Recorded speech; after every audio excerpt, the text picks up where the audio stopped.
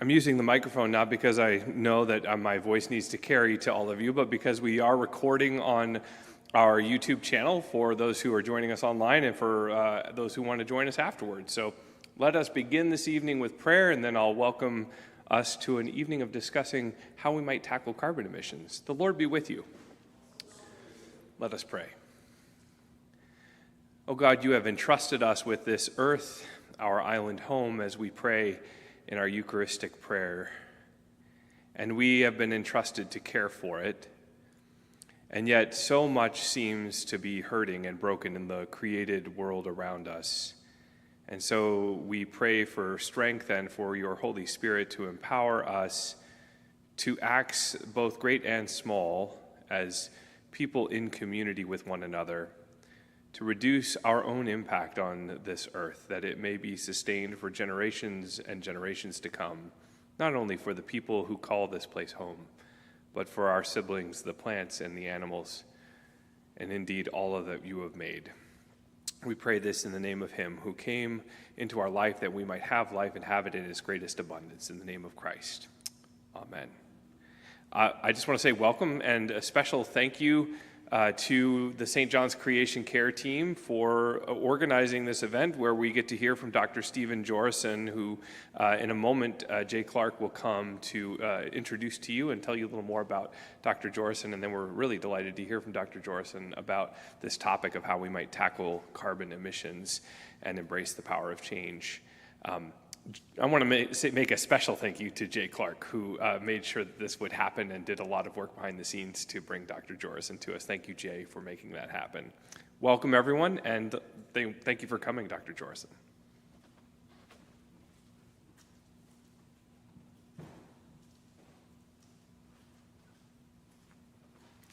Well, good evening. And on behalf of Church of St. John the Evangelist and our Creation Care team, I'm pleased to welcome our speaker this evening, Dr. Steven Jorissen.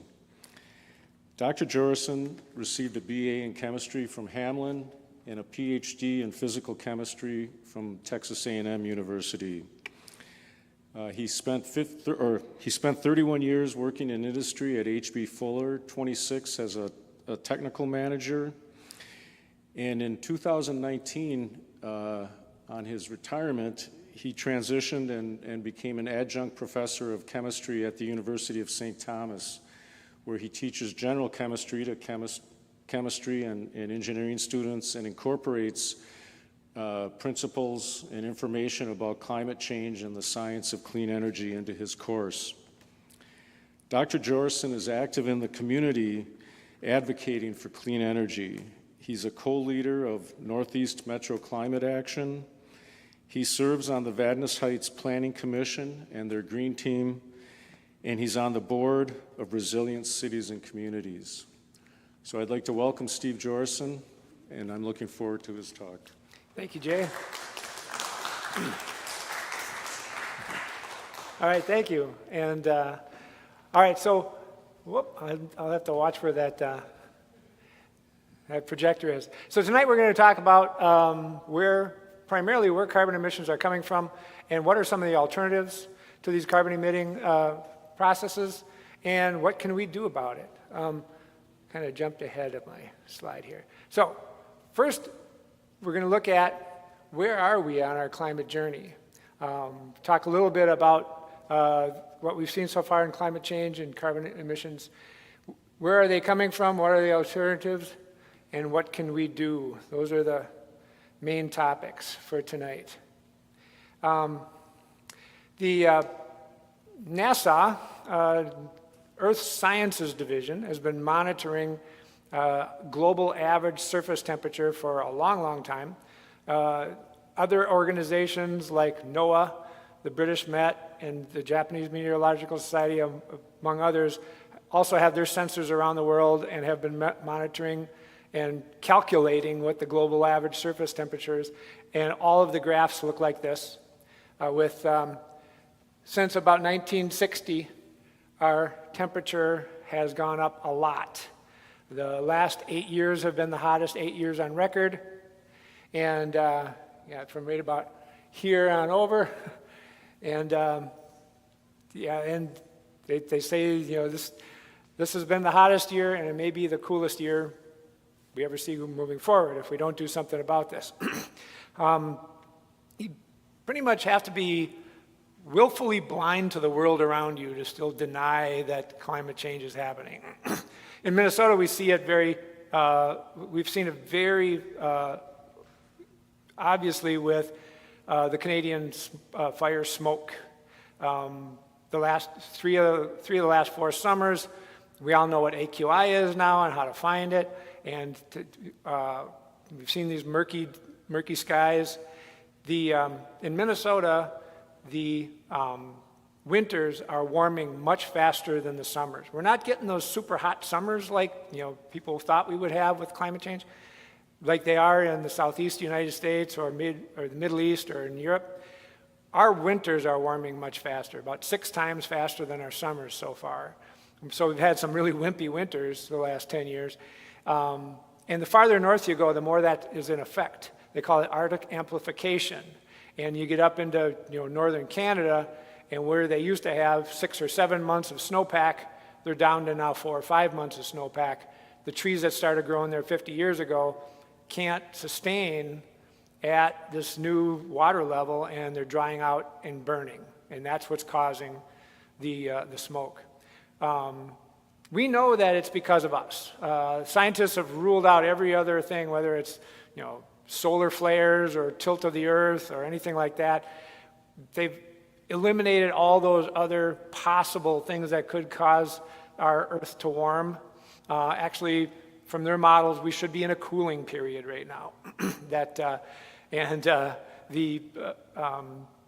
Pumping our atmosphere full of billions of tons of carbon dioxide has obviously had a big effect on what we have.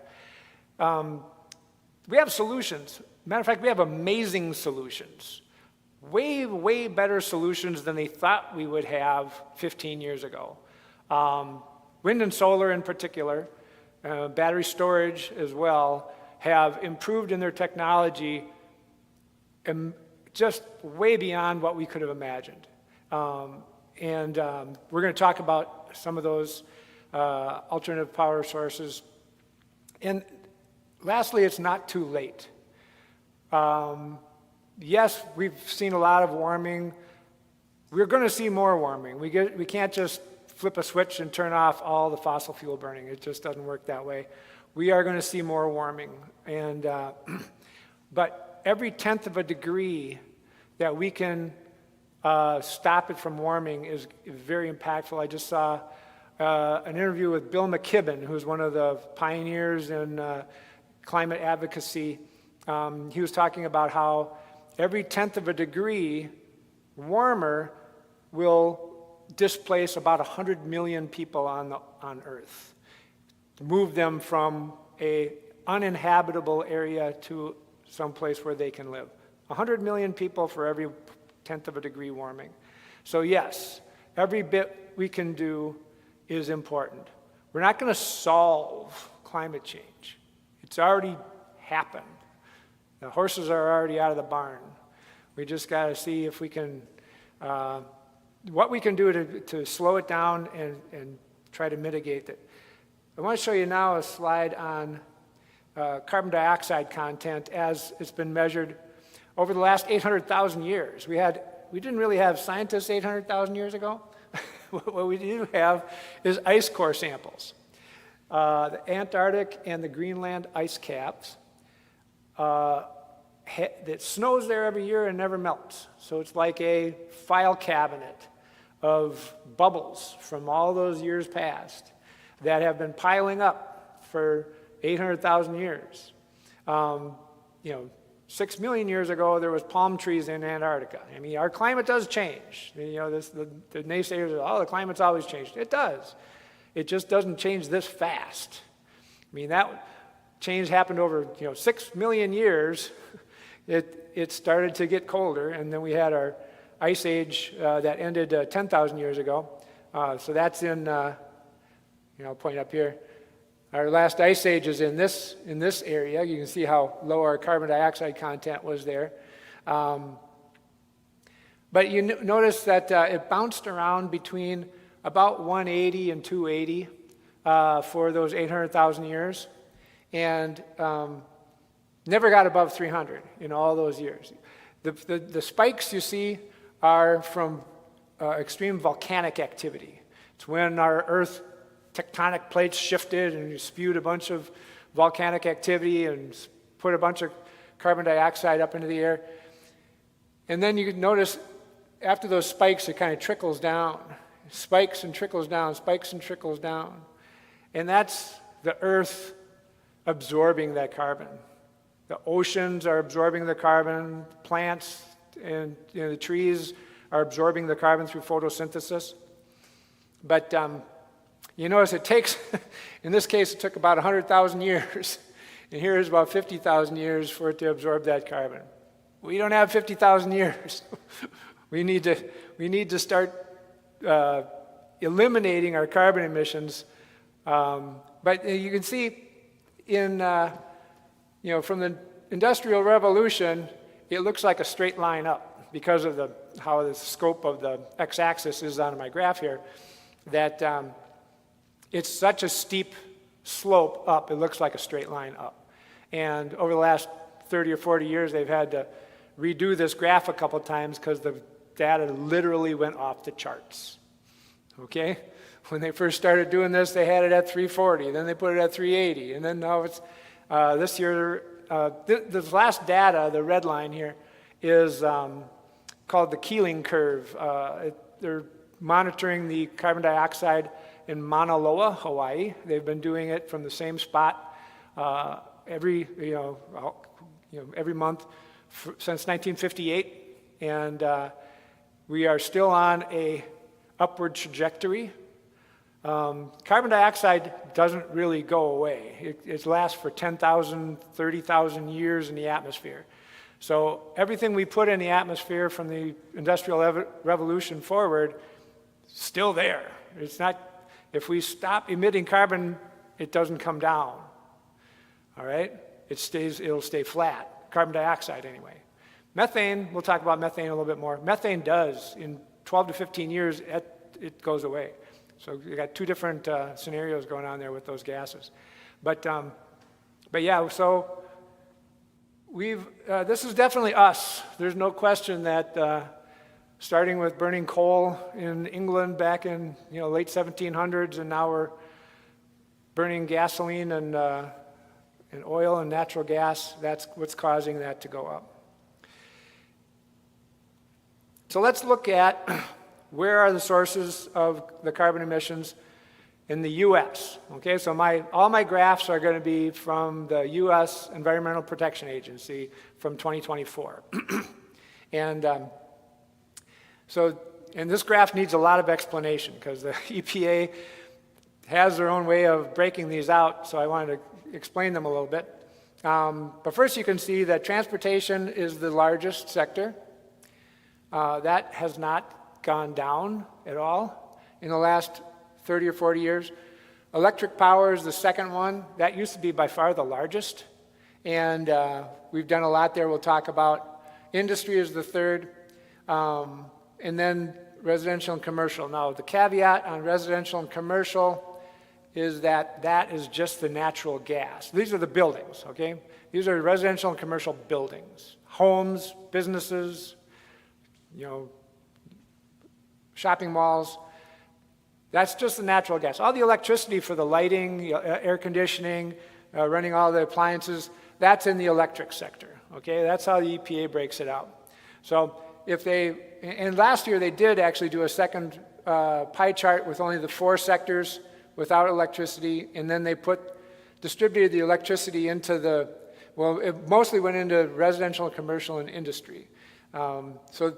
This residential and commercial buildings was actually closer to 40% of everything, larger than transportation when you put the electricity in there. And industry was quite a bit larger too, up in the upper 30s. Transportation really didn't move at all. Yes, there are some electric vehicles on the market or on the streets today, but it's less than 2% of vehicles on the road. 9% of new car sales in the United States were electric vehicles last year, but we still got a lot of 20, 30-year-old cars, or 15 or 20-year-old cars anyway, on the road. So we've got a lot of stock that needs to be replaced. Agriculture, we'll talk about that.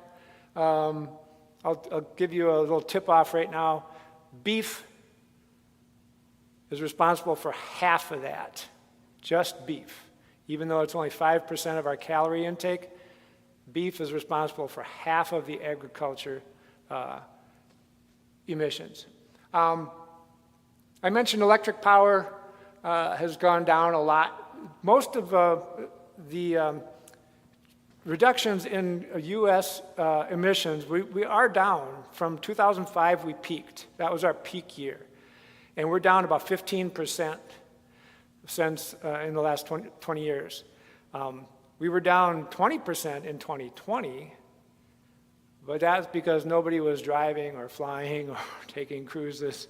So that was kind of an anomaly there. But we trickled back up again. Now we're about 15% below our 2005 peak, and most of that's due to shutting down coal plants. Oh, actually, almost all of it's from shutting down coal plants. Now, most of those were converted over to natural gas, but recently, just really in the last 4 or 5 years, we've been displacing a lot of those with solar and wind. And we'll talk more about that when we get to the electricity sector. Let's see. Yeah, so the agriculture sector is only what happens on the farm. It doesn't include food processing or food transportation or anything. It's just the emissions from the farm. And we'll talk about those when we get to that slide, but I just want to make sure we're all on the same page with that. Does that include transportation on the farm, like tractors and combines and things like that? Or those are transportation? No, those are under agriculture. So the farm equipment is under agriculture. That's not transportation. But again, it's mostly methane from cows, and then and we'll see some more, and actually the nitrous oxide from cow manure and fertilizer. So electrified, now this graph isn't the emissions. This is actually the electricity generation, okay? So this one's not emissions. If it was emissions, we'd only have 2 pie slices because the others are all carbon-free. And what's interesting, if we did do this on emissions, these 2 pie slices would be about equal. The coal has about 3 times the emissions of natural gas, at least as it's burned at the power plant. Okay, the caveat with natural gas is that when they fracking for natural gas, they're finding there's a lot more leakage at that fracking site that's getting up in the atmosphere, and that's methane. And methane is 80 times more potent than carbon dioxide as a greenhouse gas.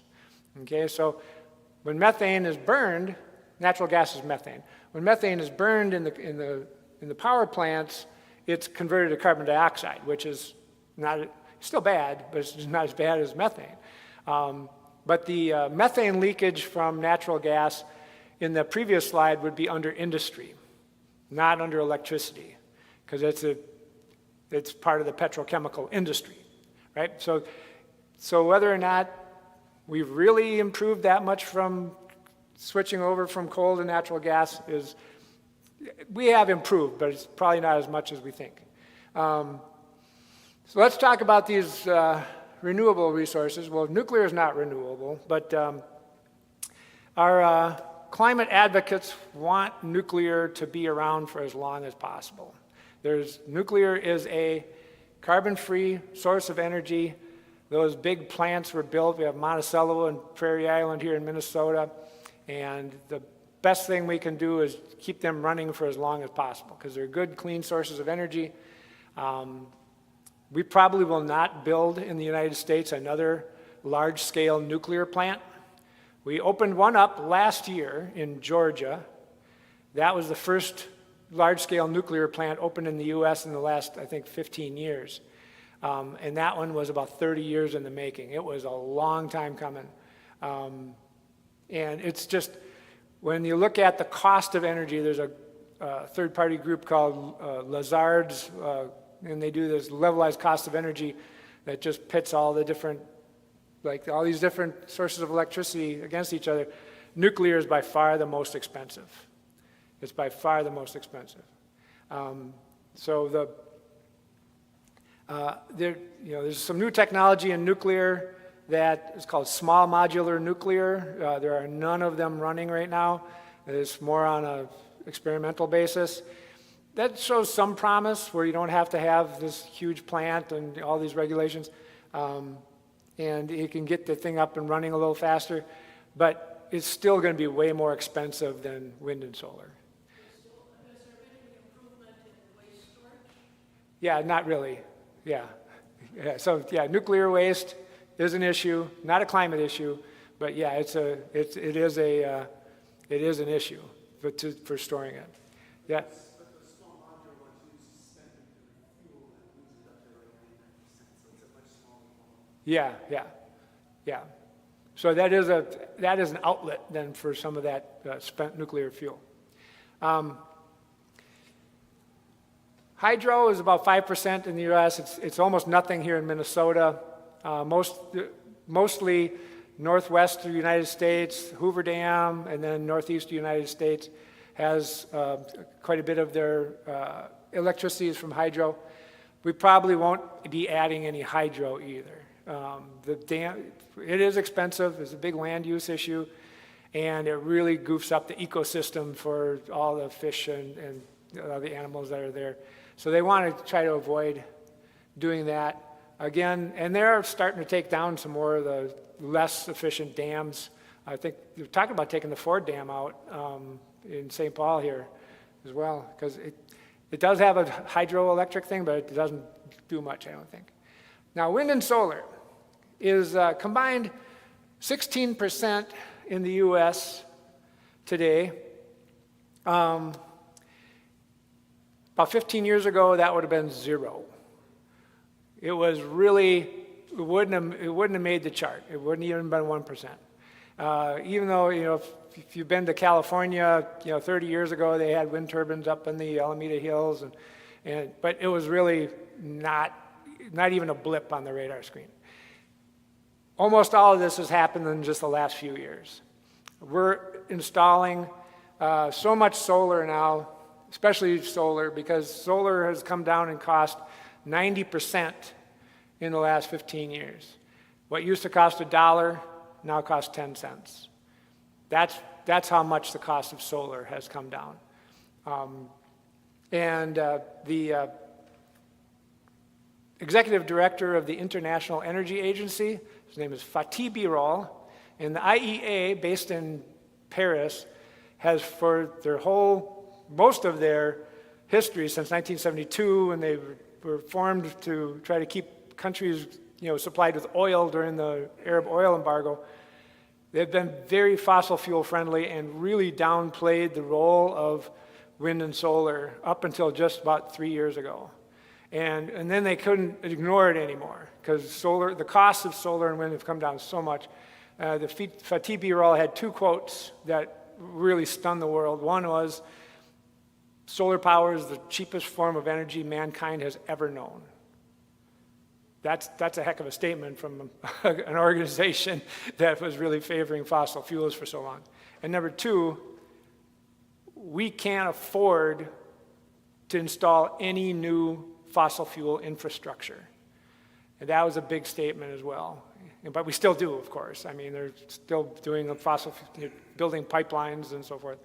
But that statement coming from the IEA was very powerful and very important. I want to go back for just a second here. I wanted to point out a couple things on here. In Minnesota, I wanted to compare what we do in the U.S. for this full chart to Minnesota and the globe. Okay, so in Minnesota, our agriculture sector is quite a bit bigger. I think it's 24%. We're a much more agriculture state. And so then everything else kind of squeezes down a little bit.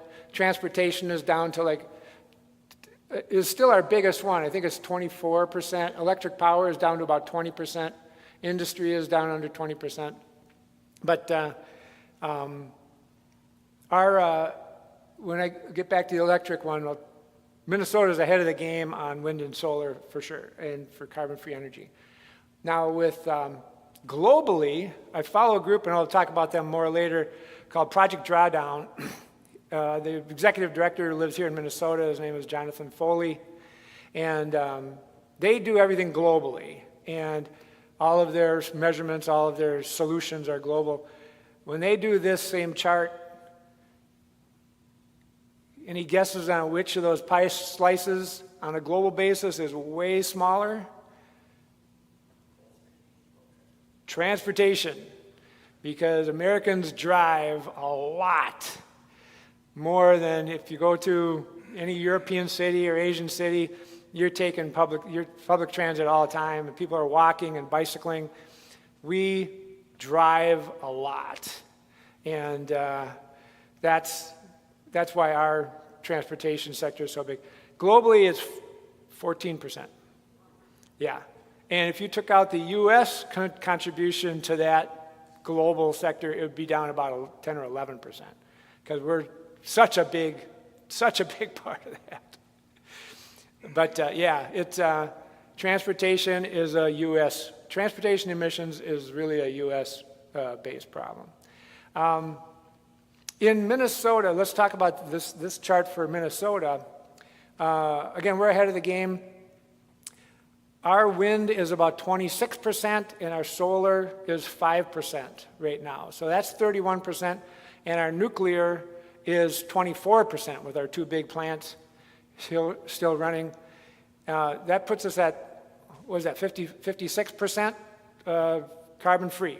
Not too bad compared to we have 59% carbon, gas and coal nationwide. So we're ahead of the game a little bit there. We have 2 coal plants still running in Minnesota, and those should be shut down by 2030. Xcel has promised they're going to shut those 2 coal plants down. I think the one's in Stillwater, the King plant, and there's a Becker, I think, is the other one.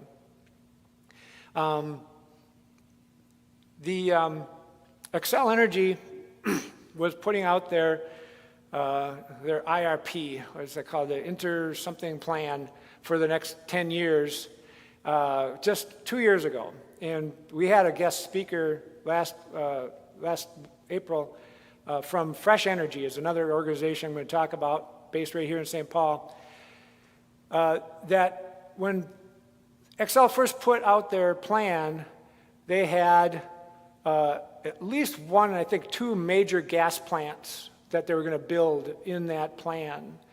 And with Fresh Energy and some other organizations, Great Plains Institute and some others got together with the MPCA, talked to Xcel and said, we can do this without those big plants. And they took them out. So their plan is now to really invest more in wind and solar.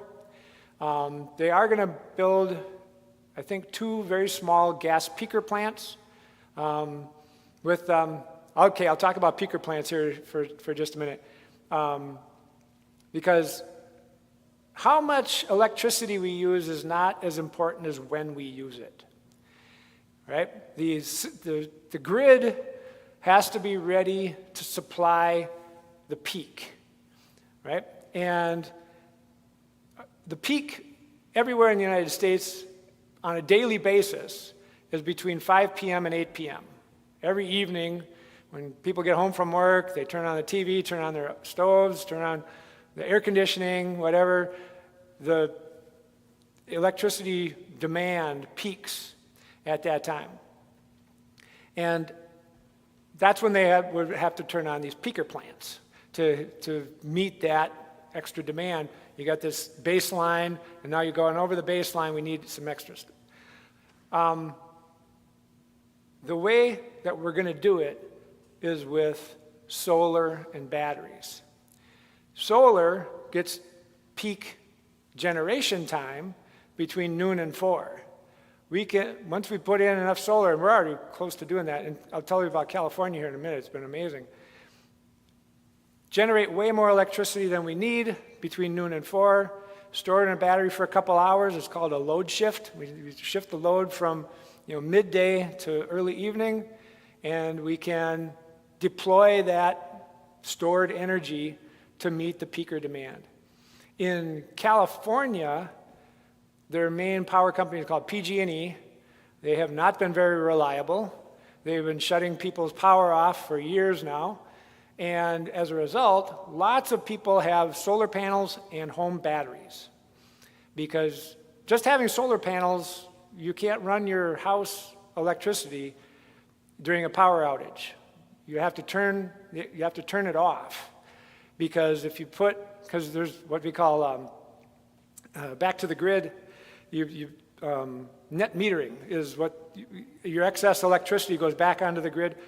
If people are working on the lines, we can't have electricity coming from home solar back on the line, they'll get electrocuted. So people have put in both solar and battery so that they can run their home when the electricity goes out. The result of that is we have, when power's doing well, we have way more solar and battery than is needed. And what PG&E has done is signed up all these people with home batteries onto the grid to make a virtual power plant. And just in the last 2 years, they've shut down 40% of their gas peaker plants. In 2 years, they're using 40% less gas than they were in 2022. And by using the stored energy with these home batteries. And they have utility scale storage as well that they're deploying as well. But a lot of it's just from the residents installing these home batteries with their solar panels, and then they can get this free energy and sell it back when it's expensive, because the power company pays them for the electricity at the time when it's being deployed. So they get the high price of the electricity in return. Couple of good points here. 92% of new capacity in the United States has been wind and solar. Yeah, did you have a question? Question about Excel Energy. I've been involved in some efforts that have been kind of roadblocked by Excel Energy. Yeah. Like some solar backlog, and they just don't have the staff. Yes. They don't want to. All of a sudden, so I don't know politically. I don't know if you can speak at all politically, and if not, I totally understand that. Do you think there's any chance that Excel Energy could be no longer a monopoly? Oh, that would be great. I mean, if we had community-owned power or state-owned power, that would be amazing. But It seems like that would, I mean, like solar would be much more than it is. yeah, it is. Excel has done some good things. Excel has done some very good things. There are, getting permits for new solar, getting permits for geothermal. Some of those things have been very slow from Excel. There's backlogs on that. And so, yes, I totally agree. I would love to see more of a community or socialized, can I say that? Energy in rather than having a regulated monopoly like Excel taking care of things. Yes, that would be great. The good news, the 92% new capacity since 2022, that other 8% includes the one nuclear plant, which opened in Georgia, and then the rest is gas plants. We built our last coal plant, I think it was in 2013. We'll never build another coal plant. It's just too expensive. And it's horrible, right, for the environment. So we're done with building new coal plants, no matter what our current administration says. Solar is so cheap now, it's expected to be 60% of all generation, electricity generation by 2060. You notice there's only 5% now, and it's going to be 60%. I tell my engineering students, if you're looking for a place that's going to have a lot of jobs, solar power is going to go from 5% to 60%. It's going to take a lot of installations. There was a speaker at one of the Fresh Energy events I was at. Was talking about this, and I asked him about Minnesota. So in Minnesota, we have 16 hours of sunlight in the summer and 9 hours of sunlight in the winter. How is this going to work with, are we going to have to really overbuild all that solar in order to get and if we convert our home heating over to electricity, and is that really going to work? And he said, well, not everywhere in the country will be 60% solar. Minnesota has a lot more wind than a lot of states, especially southwestern Minnesota. He said, you're probably going to be more wind than solar here in Minnesota. But, for the southwest and southeastern United States where they get all that sun, it's going to be a lot of solar. Our overall electricity use was flat from 2005 until 2023, which is pretty amazing when you think about all the electronic devices people have now. Everybody's got 4 television sets in their homes and computers and iPads, and how did that happen? How did we stay flat with all that increased amount of electricity using devices? Well, efficiency is why. And LED light bulbs are a big part of that. LED light bulbs use about 1/10 the energy of incandescent bulbs. So as everybody's switching out these incandescent bulbs, lighting used to be the biggest user of electricity in Minnesota homes. And now it's just very small because everybody's switched over to LED. Energy Star appliance is an amazing concept. You think about, before Energy Star appliance, all these appliance manufacturers, they really weren't worried about the efficiency of their equipment because no consumer would be able to tell which ones were inefficient and which ones aren't. Now a consumer goes into Lowe's or Menards and looks at all those yellow stickers and says, I'm going to buy the one that costs me the least amount per year to run. And now this is motivating the manufacturers to really invest in efficiency, right? It wasn't there before. Yellow sticker changed the whole industry on making things more efficient, right? Those are the kinds of things that can really, really move the needle on climate.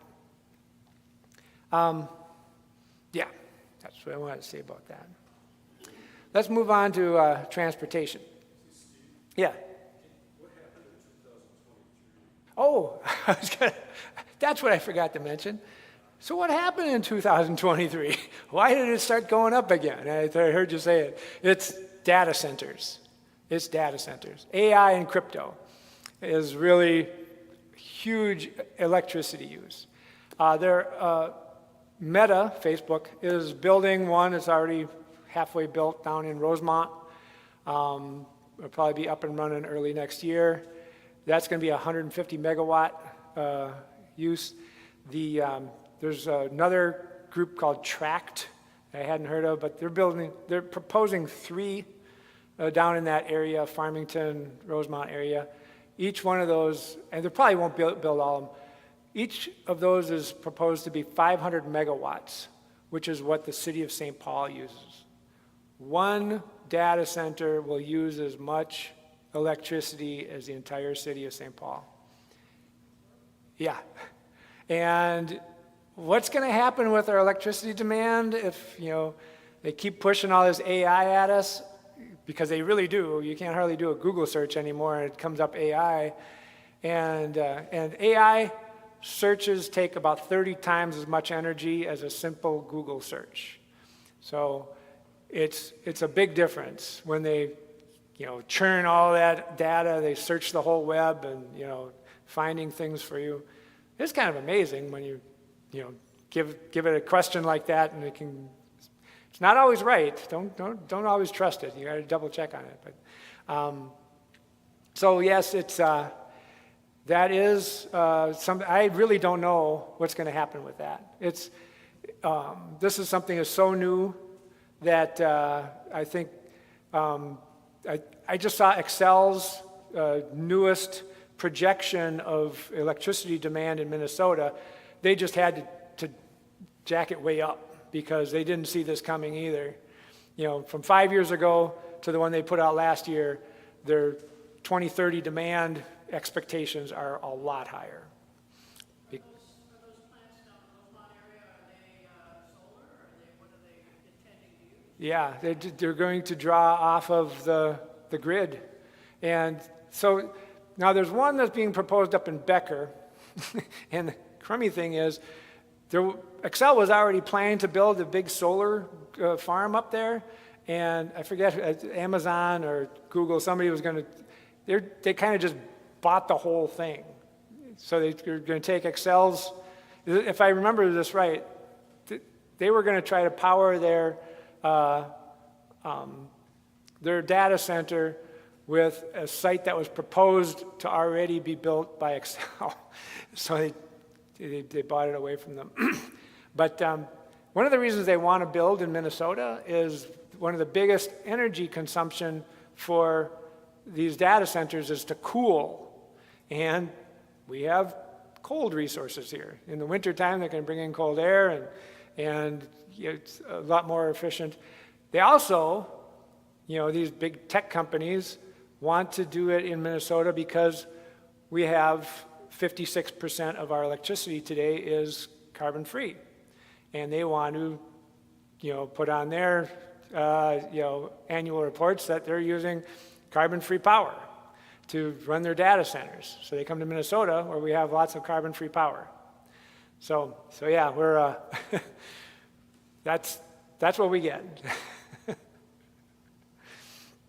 But yeah, that's a question that I don't have an answer for, and it's something that nobody really saw coming just 5 years ago. Oh, and one more thing on this one. Another form of electricity that's not on here is geothermal for generating electricity. It's an up-and-coming technology. They're learning more and more about it. They're actually getting much better results because of the drilling techniques that were developed for fracking, which is kind of a nice segue. At least they're using it for something good.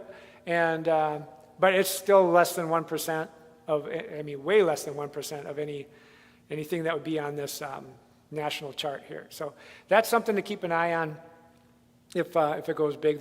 They're proposing, there's actually a Minnesota guy, Tim Latimer, George Latimer's son, who's really pushing, I think he owns a company for geothermal that is looking to expand especially in the Utah, Nevada area. You know that name, right, Latimer? Yeah. Transportation is interesting. That's our biggest sector for U.S., is the biggest sector for Minnesota. CAFE standards, corporate average fuel economy, was imposed on cars back in the Carter days, 1978, and has really improved the gas mileage in our cars, in our passenger cars. I had a 1974 Malibu Classic that got about 17 miles to the gallon, and today my wife's Honda Accord Hybrid will get 45 miles to the gallon. The CAFE standards have really forced the car, industry to do that. That CAFE standard wasn't applied to pickups or SUVs until 2005, I think it was 2003, 2005. So during that time, so many people traded in their cars and got trucks. And that really kind of wiped out all the savings we had from our more efficient cars as far as overall emissions from light-duty trucks and cars. Now, trucks have improved a little bit since 2005. They're now getting 24, 25 miles to the gallon instead of 13 or 14. But we just have so many of them on the road. And there's still, when I was, 18 years old, the only SUVs on the road were the Bronco and the Suburban. And it was like one out of every 500 cars was an SUV. Now every other car you see on the road is an SUV or a pickup truck. And so they're trading in higher gas mileage cars for lower gas mileage vehicles. So that's a big reason why we haven't seen much movement in the transportation area. Good news is both of these can be, the electric vehicle alternatives for both of those are very, very good already. And we can, and it's happening. As I mentioned, it's like 9% of new car sales this year, and that's going up every year. Tesla, for obvious reasons, has not been doing as well as it was. It used to be over 80% of the EV market back in like 2022. 2022 and 2023, the Tesla Model Y was the best-selling car in the world of any kind for 2 years running. And in 2024, it will not be. In 2025, it will not be. But because so many people were angry about Elon's shenanigans for good reason. BYD in China is now the largest car manufacturer in the world, and they make almost exclusively electric vehicles. 50% of new car sales in China were electric vehicles this year. And they're displacing all the older vehicles there. So what's happening globally is actually a much better story than what's happening right now in the United States, at least in the last 8 months anyway. Yeah.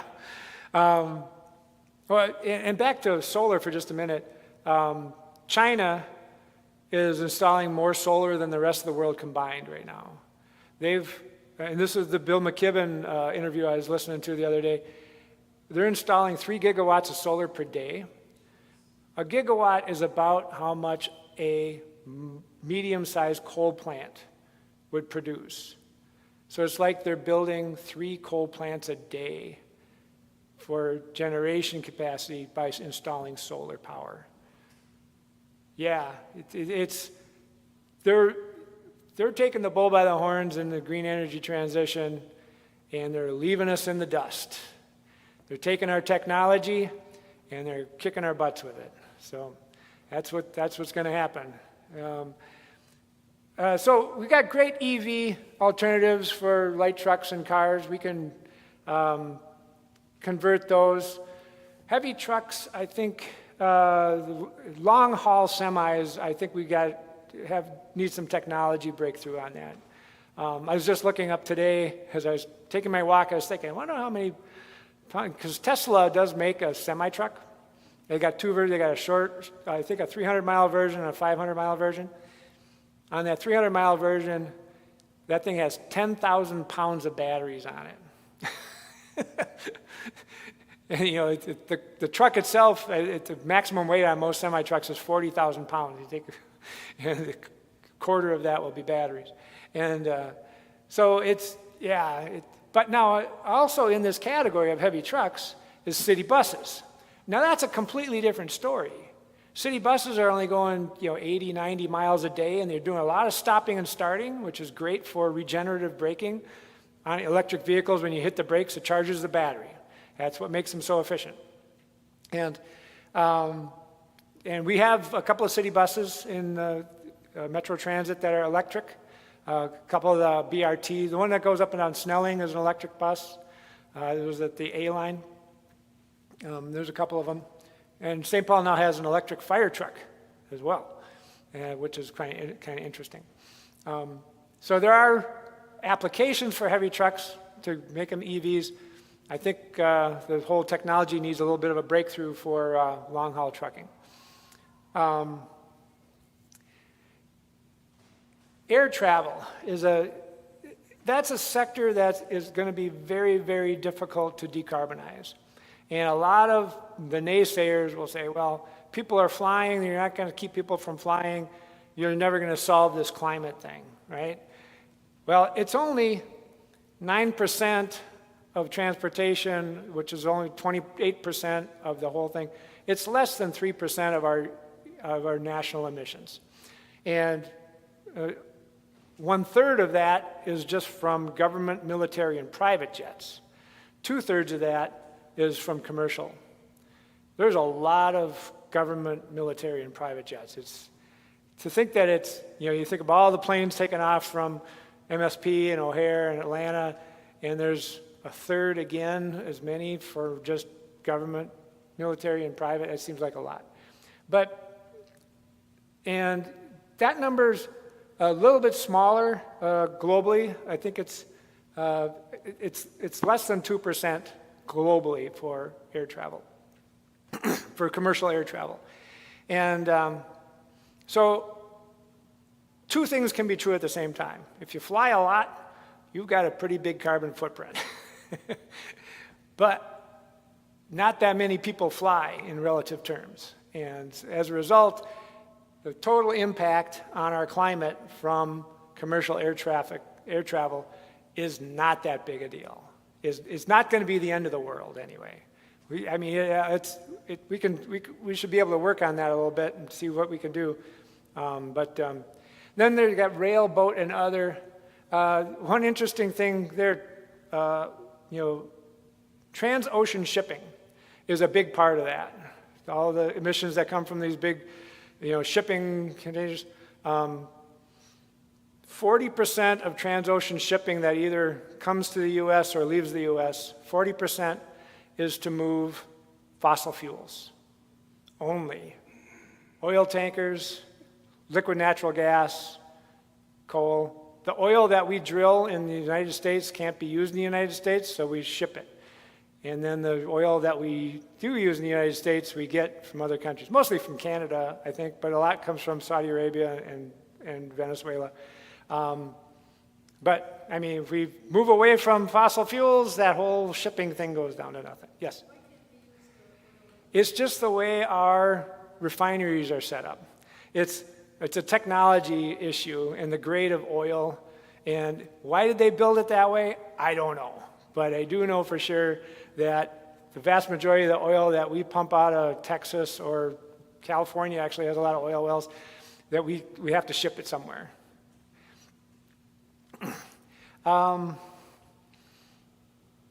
right. That's what I have there. Yeah. One thing I'm curious about cars, and this kind of crosses two of your slides. So, I think to myself sometimes I feel like we're often too, or at least I am, too individualistic focused in what I'm thinking of doing for this. And so, if, for example, I had $25,000, I wonder, this is just a burning question, and I hope you have the answer. Like, is it better for me to buy an electric vehicle, or is it better for me to invest that in some kind of a community-wide solar program that would actually overall reduce the emissions more per dollar than buying an electric vehicle? How much do you drive? If you were somebody who drove 50,000 miles a year, I'd say buy the electric car. If you're only driving 10,000 miles a year, you'd probably be better off investing that with a climate group. So the way the EPA breaks out the agriculture, I'm not too happy about it. I wish it had cows, pigs, chickens, soybeans kind of a thing. But this is the way the EPA broke it out, so this is what I showed you. And it's like almost all cows. The methane is from, cows are ruminants, right? The way they digest food, they have 7 stomachs, and it generates all this methane gas. And so they burp it out, and as I mentioned, methane is 80 times more potent than carbon dioxide. So when it comes out of the cow, it's really impactful. Now, the nitrous oxide, most of that comes from fertilizer, nitrogen-based fertilizer, and some of it comes from the manure pools from the factory farm cows, right? So it's really, I've seen some, graphics where they show, carbon impact per calorie of food, and you have beef, and then you have pork, chicken, and other things. Actually, it goes factory beef, grass-fed beef. Not that much better. Then it's pigs, chicken, egg, cheese. Cheese is actually one of the highest ones as well because it comes from cows. But yeah, so for chicken is 1/10 the carbon emissions. You know, a pound of chicken will have 1/10 the carbon emissions as a pound of beef. With pork, it's about 60% less. Okay, so it's a big deal. And when they say, you know, oh, this food, that food has carbon impact, really it's just beef, right? And just to keep things simple, and this next graph is really going to cement that. This is the graph that really gets everybody's attention. We're not talking about emissions now, we're talking about land use. This was done by Bloomberg. This is how the land area of the lower 48 states is used. This is all the acreage, all the square miles that go into it. And I'm sure you noticed the big yellow square in the middle there. Cow pastures. If you take the cow pastures here, the feed for the cows, that's livestock feed, just those two together, you know, most of this is for cows. 40% of the U.S. area goes for beef production. That's an incredible number. I'm sure that comes as a surprise to many of you. And you look here, we also have feed exports. And so all of this is to feed animals for meat production. And you notice the littler square up here is the food we eat. This is our carrots and peas and the food we actually eat. So you see a big difference there. Another thing I mentioned last night that Jay thought was interesting was the southwest United States, down here where the Colorado River is supplying water for Arizona, California, Nevada, Utah. Half of the water that comes out of the Colorado River goes to irrigate crops for cows. Half of it. I was just in California a couple weeks ago. My brother lives there in Orange County. He says, Steve, why can't we get some way to desalinate the seawater so we could have more water here? I said, Dan, you don't need to desalinate the seawater. You just need to stop irrigating crops grown in the desert. They're trying to grow all this alfalfa and sorghum in the desert, and it takes tons of water. And the laws there dictate that whoever was using the water first gets to keep using that water. So with all these new developments that come up, you know, more population, they're last on the list for getting the water. The farmers who were using the water in the first place, they get to keep using the water. That's just the way the laws are written. And it's a multi-state battle over that water right now. So yeah, we use a lot of our resources to grow feed for animals that we eat. With beef, it takes 100 calories of feed to get 2 calories of beef. It's a 98% yield loss, as we like to say in industry. And going from the food that could be, you could be growing people food, you're growing cow food. That's kind of a waste. I don't know if any business other than agriculture would put up with those types of yields. Another area on this graphic I want to point out, and I could talk for a whole hour on biodiesel corn. Biodiesel corn is a waste of prime farmland.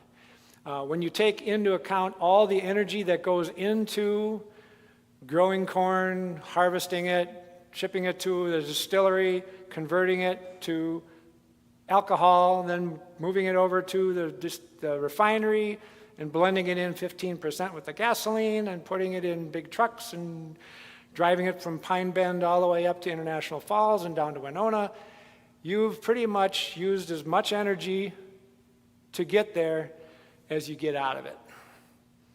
Okay, it's about a wash. If you have really good soil like we have in Minnesota, you get a little bit better yield on that. But it's, it's a lot of water consumption. It's fertilizer that's fouling our lakes and rivers here in Minnesota. And it's corn we could be eating or shipping to some place that is hungry, right? I want to point out one more thing here. The little blue guy here is golf courses, all right? And I'm not going to propose that we transition all the golf courses into solar panels, because I'm a golfer, so I like to golf.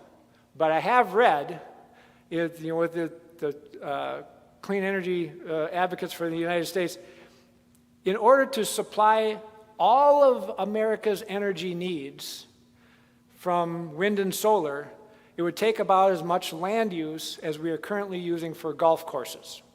So I'm going to use that little blue square as an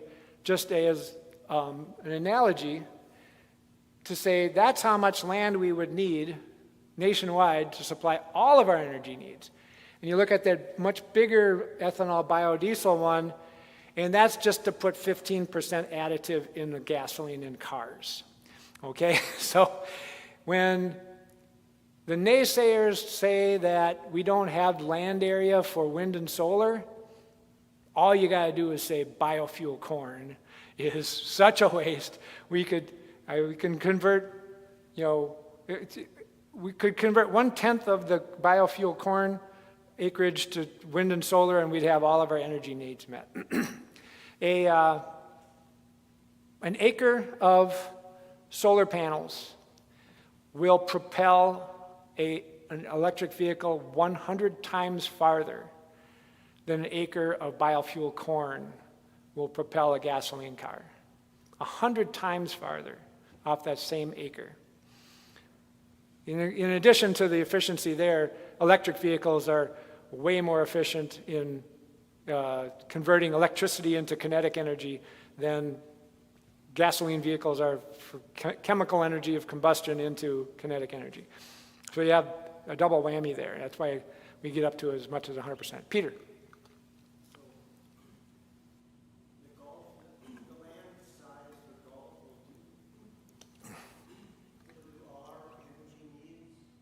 Currently,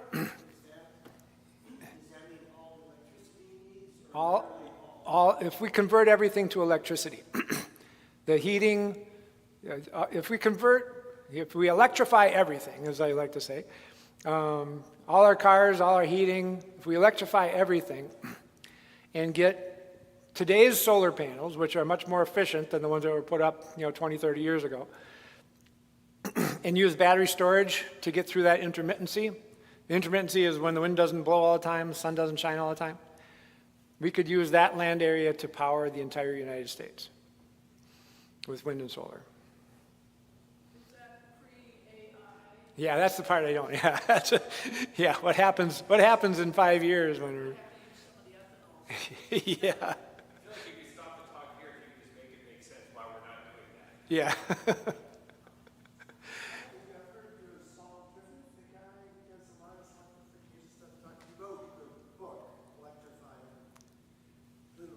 Yeah. Yeah. He says that you need to put solar panels on to power the country on every single road. And that's probably that same size. No, you got rural highways down there. It's a little bigger. Okay. You got rural highways. Oh yeah, a little bit bigger, yeah. And I don't know why they're buying families and all that land now. Yeah. So that, I mean, there's some different estimates out there on that, but yeah, it's in that range, right?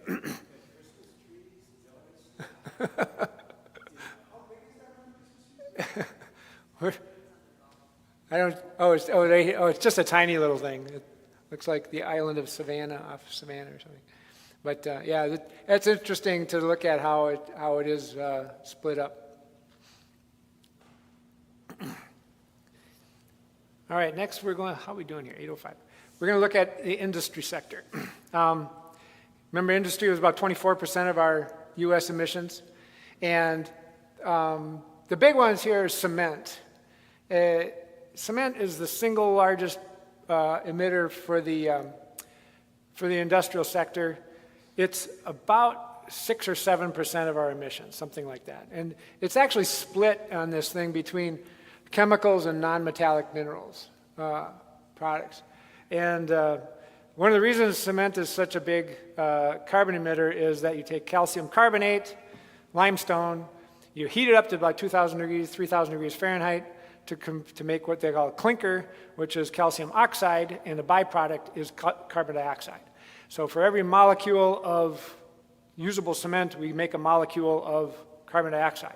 So not only is it the heat and the processing that take energy, it actually releases a lot of carbon dioxide as you make it. The same can be said with carbon steel, which is the second biggest one on here. The Bessemer process of carbon steel also has carbon dioxide as a byproduct, and it, of course, uses a lot of energy as well. We talked about nitrogen-based fertilizers, and that goes in the chemicals area. And then petroleum and coal products, you know, about 94% of all the petroleum and coal and fossil fuels that we extract, we burn, okay? And the last little bit is made into other stuff, including plastics, which you see here. Plastics and rubber is actually a very, very small slice here. Plastics is not really a carbon emissions issue. It's a garbage issue. It's a microplastics issue and possibly a toxins leaching from plastics into food issue. Jury's kind of still out on that one, but yes, it's important to recycle plastics just to keep it out of our landfills, keep it out of the ocean, but you're not doing a lot for climate change there, unfortunately.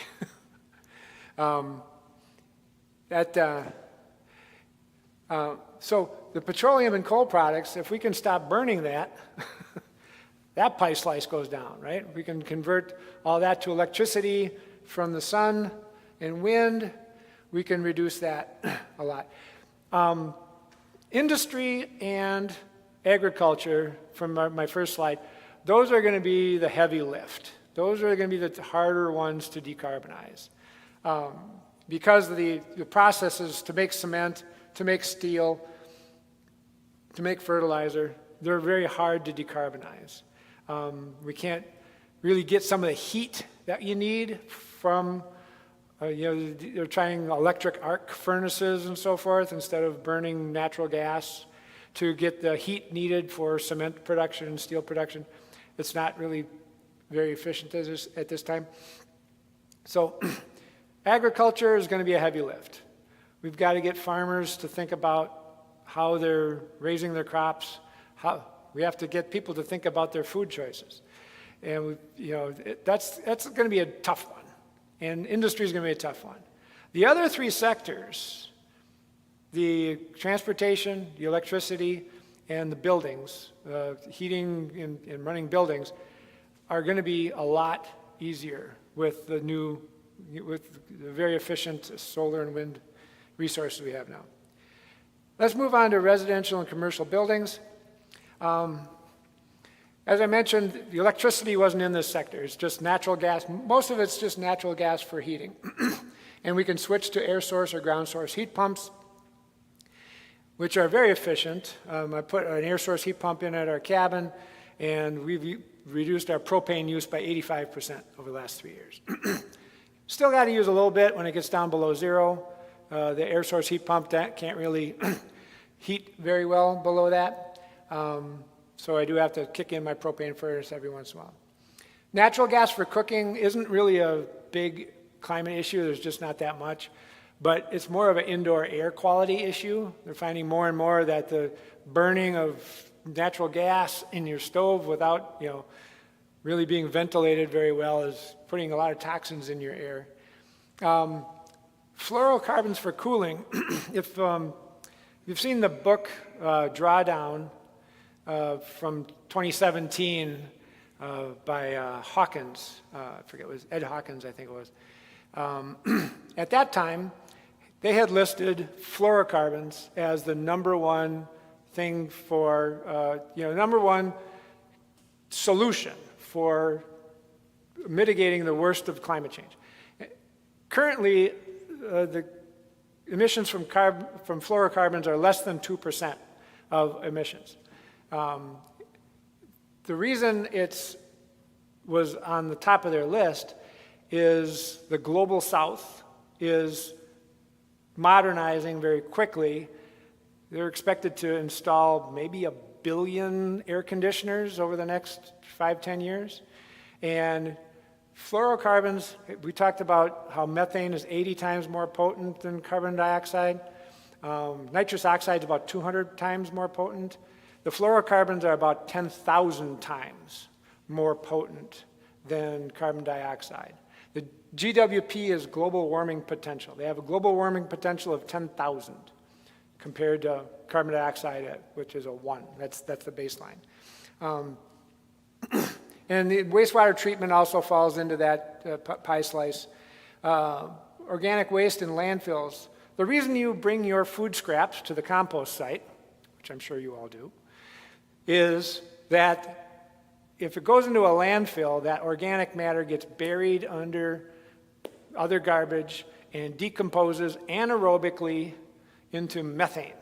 It doesn't have oxygen. Anaerobically means without oxygen.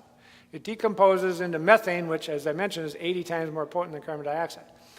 We don't want that to happen. So you take it to the food scraps drop site. They churn it around to get oxygen in there, and it decomposes into humus and some carbon dioxide. So they actually have this, or humus, I think it is. It's not the chickpea stuff. It's more, it's the humus, I think it is. Yeah. Yeah, good dirt. And so that's why you take it to the food scraps. The reason I put a McMansion on here is that so many times when I see the mainstream media talk about climate change, they often show, you talk about carbon emissions, they always show a picture of a cityscape where people are walking and they're taking public transit and they're living in high density residential. Cities are actually a climate solution. Your carbon footprint, your personal carbon footprint is actually very, very low if you are living in a walkable, bikeable, mass public transit area. You have a 10,000 square foot McMansion on 5 acres of emerald green lawn with 2 SUVs in the driveway doing 100 miles round trip commuting every day. That's a problem, okay? They never show something like this. They sell this as bucolic and back to nature, right? And that's a much bigger issue than people living in the city, that's for sure. Yes?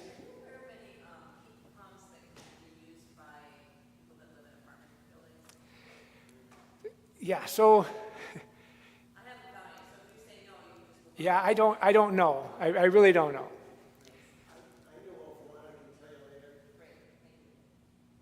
All right, what can we do as individuals? Let's get to the heart of the matter here. Oh, I got 15 minutes left. That was long-winded. But I appreciate the questions in the middle, so maybe we won't have so many at the end. What can we do? We can learn about the climate crisis and clean energy solutions. Understanding where the carbon emissions are coming from, that we have great solutions that are ready to deploy, that's important. We need to change the conversation about climate and clean energy in this country. We need to vote for climate champions. We can see that in a big way this year. Talk to friends and relatives about your concerns on climate. 75% of people are concerned about climate. Only 25% of people ever talk about it. We need to get that number up. We need to have more people talking about climate change and clean energy. You can get involved and donate to climate groups. I'm going to give you a list of climate groups here in Minnesota and Twin Cities, and St. Paul specifically, here in a minute. Divest from fossil fuel stocks. They say this is a big impact in basically taking away their license to be in the public sphere, right, by divesting from fuel stocks. And this is to accelerate systemic change. These are broad-based systemic changes that we're looking at. That's where we really need the big changes. Policy, right? Collectively, how the general conversation is going in the United States, what our media is saying. These are systemic changes. Okay, so what can we do as individuals? I'm sure you're not surprised to see that top one.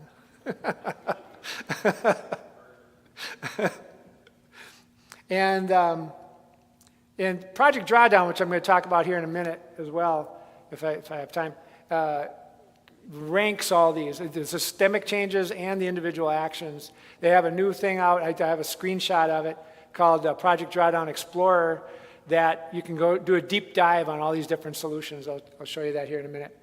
But reducing food waste is one of their top things. I was surprised to see it up there. But you think about that whole agriculture sector, right? And Americans throw away about 40% of the food that's produced in this country. 40%. And you take that whole emissions from carbon, emissions from agriculture, and you take 40% of it and you throw it in the garbage. And that's just, the nice thing about reducing food waste is it doesn't take a huge infrastructure project and new grids and wind turbines and everything. We just need to figure out better systems of working with, especially food from retail institutions and individuals. That's where all of our food waste is happening. In developing countries, most of the food waste happens between the farm and the processor because they don't have good transportation or good ways to manage that. But here in the United States, it's all the restaurants, schools, hospitals, and our individuals. You need to change your mindset from what do I want to eat to what do I need to eat before it goes bad, right?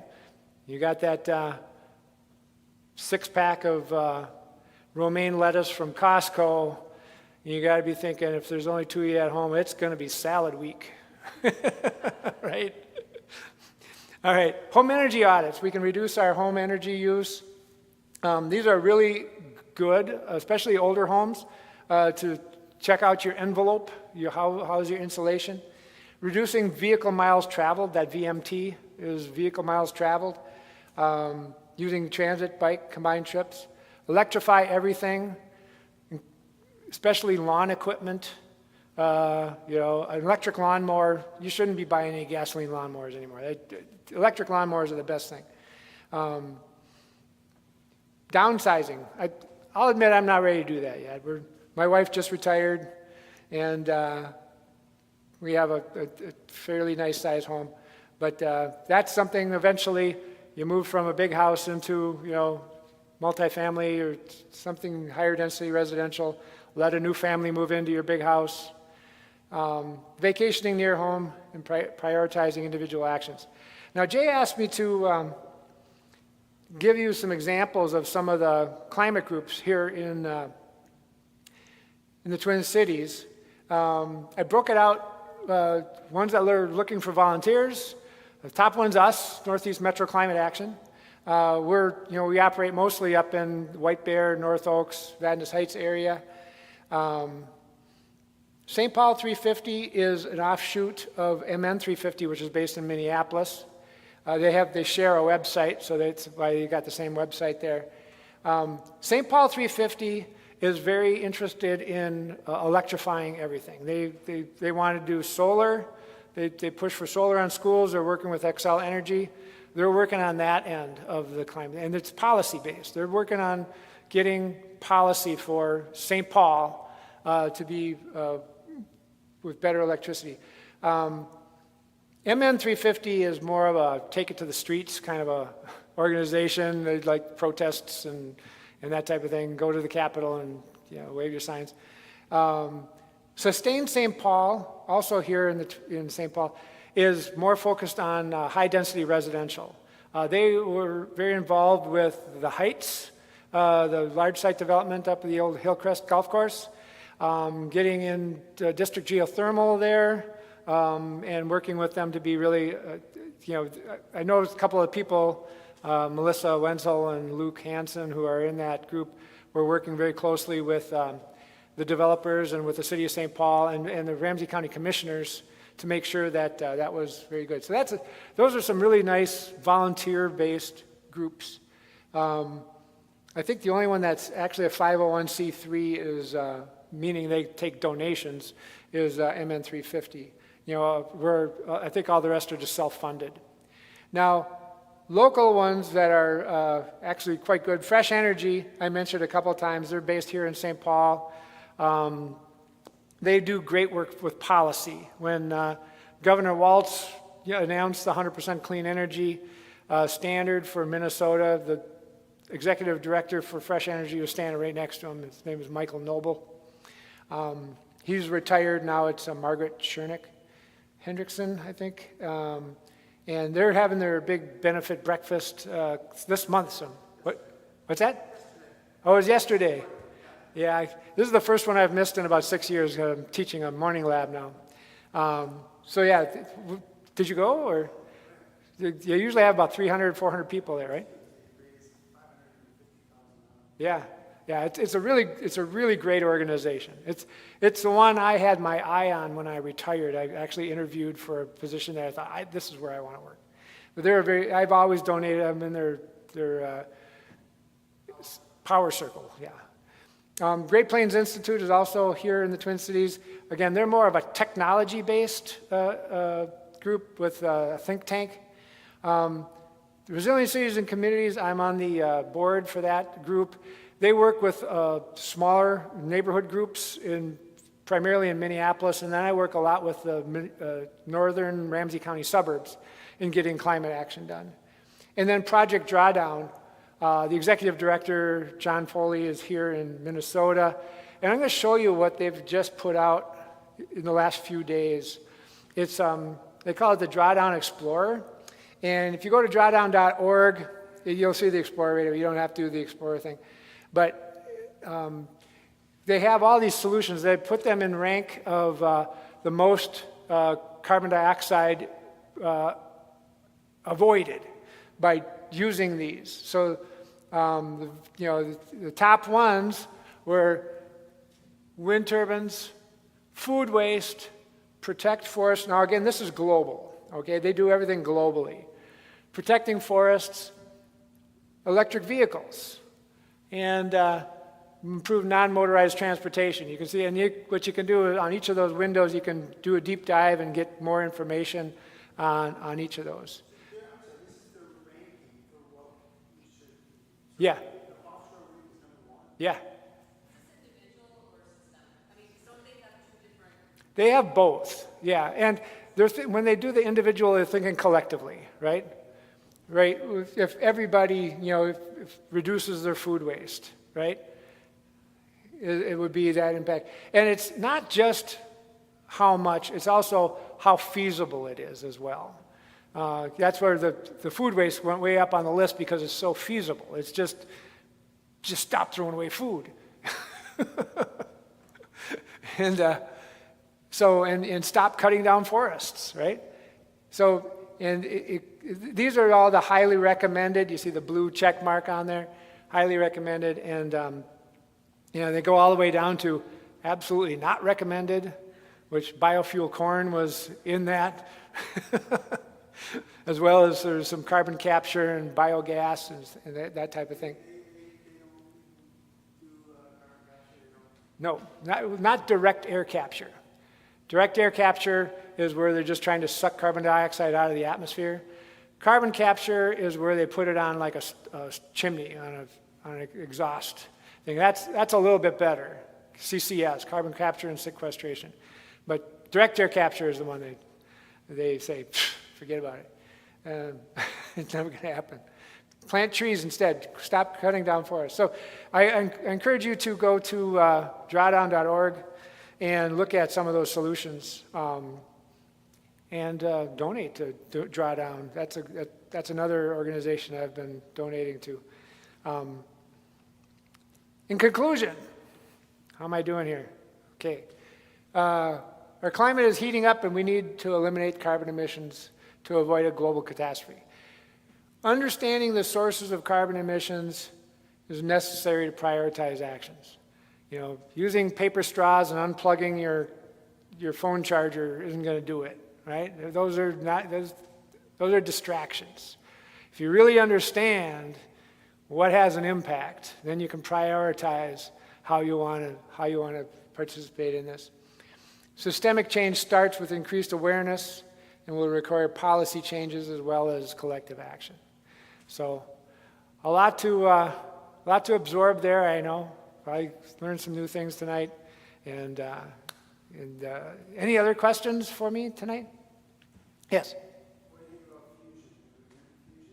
Fusion, as they say, is probably 30 years away and always will be.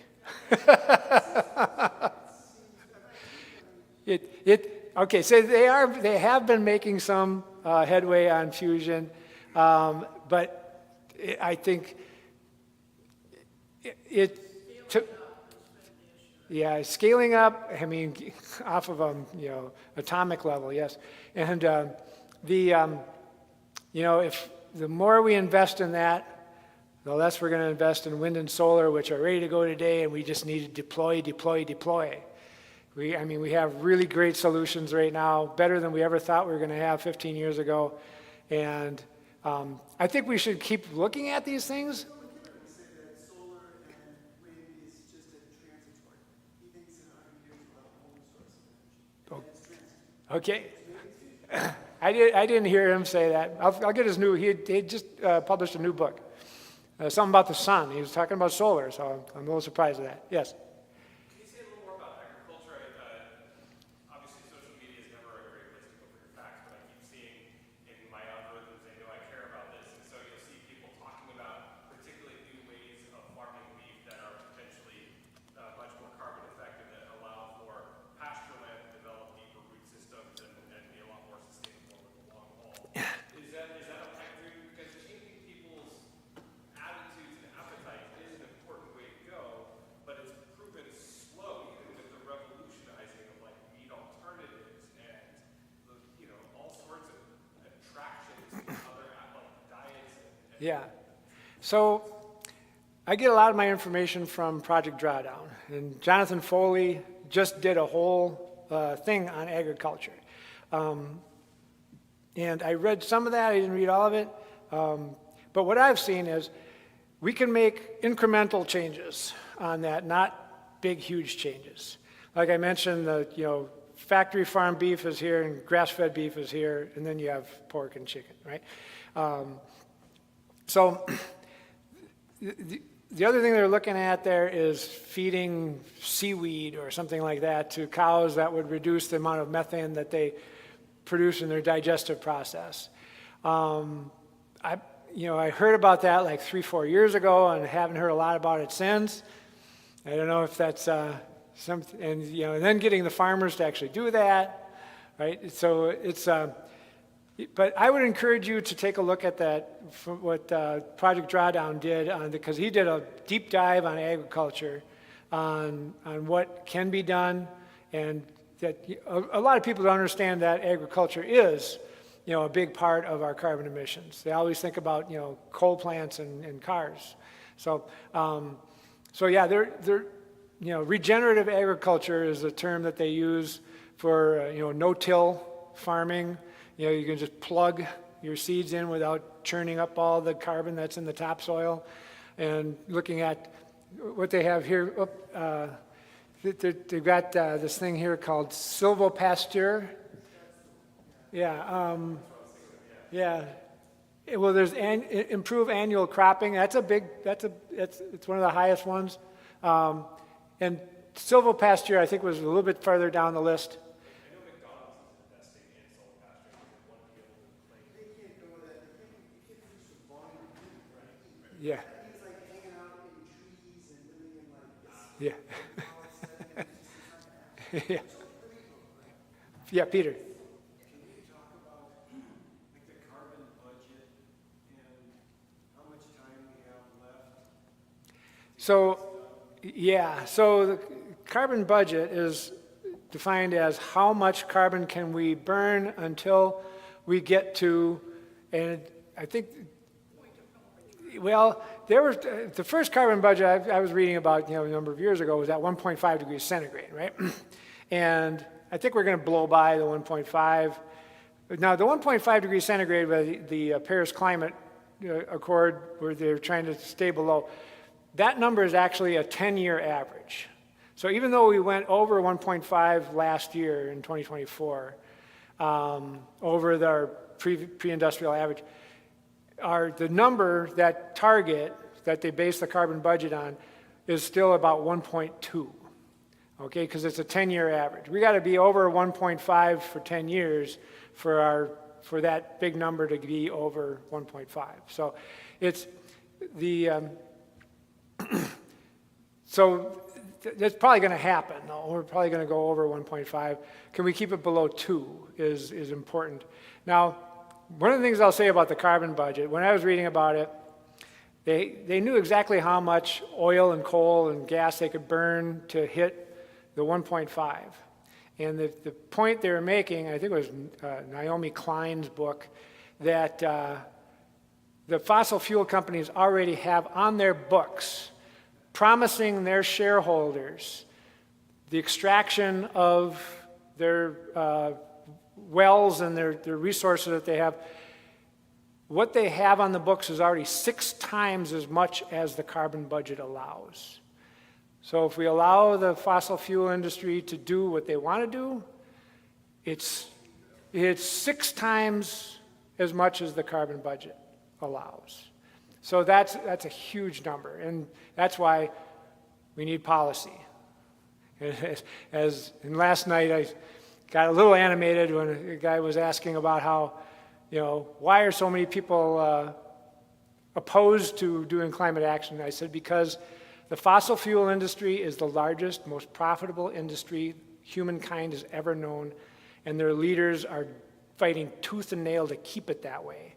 They're buying off politicians, they're buying up the media, they're buying every way they can to discourage people from wanting to reduce carbon emissions. Yeah. Did you have a question? Oh, yeah.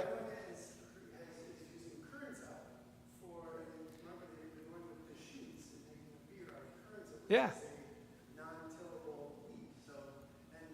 It's a perennial. Yeah. They're also promoting small fishes. Yeah. They have a whole section where they do all the small fishes because that's a sustainable resource. And Shinar, the owner of Patagonia, is committed all of their profits towards climate change. Yeah. So I used to not buy Patagonia because it seemed expensive, but now I just feel like it's an innovation. Yeah. It is. We need more industrial, business leaders to think that way. We really do. Okay. All right, thank you.